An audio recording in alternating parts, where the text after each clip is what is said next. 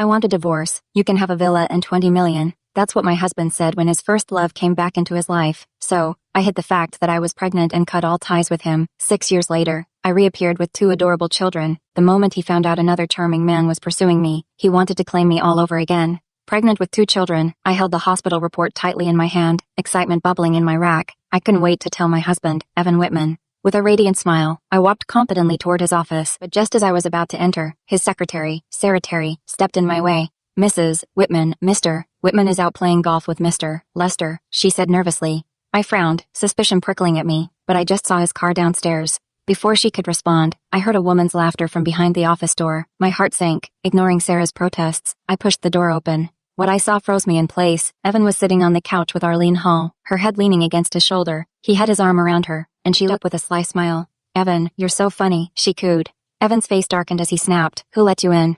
I stood there, unable to move. The joy I'd felt only moments ago was replaced by heartbreak. Tears streamed down my face as I whispered, I'm your wife. I don't need permission to enter. Arlene smirked, adjusting his tie. Evan, what are you waiting for? Tell her to leave.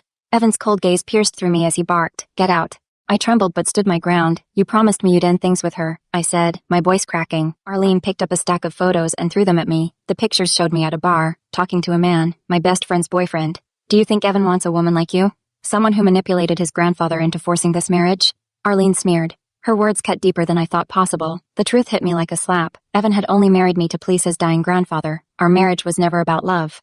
Arlene twisted the knife further. He doesn't even want kids with you. He's been giving you pills this whole time. Did you really think he wanted a family with you? My hand instinctively went to my stomach. The pregnancy I thought was a miracle suddenly felt like a cruel joke. I looked at Evan, desperate for him to deny it, but his cold expression remained unchanged. Evan stood abruptly, grabbing a stack of papers, signed the divorce agreement. He said icily, you'll get a villa, $20 million, and a small company. I stared at the papers, my rack tightening. Mr. Whitman, is that all I'm worth to you? I asked bitterly. Take it or leave it, he replied, his tone dismissive. Before I could respond, Arlene pushed past me, causing me to stumble. I tried to regain my footing, but Evan grabbed my arm, stopping me. His voice was a low growl, don't cause a scene. At that moment, the heartbreak turned to numbness. I picked myself up and left the office like a lifeless puppet, my mind clouded with disbelief. By the time I returned to the villa, I had made up my mind. Alone, I signed the divorce agreement and packed my bags. Stroking my belly, I whispered, goodbye, Evan, I'll raise my children alone. 6 years later, at the airport in Nayland City, I walked in hand with my twins, Grace and Lucien. Mommy, are we going to visit Grandma? Grace asked, her innocent voice pulling me from my thoughts.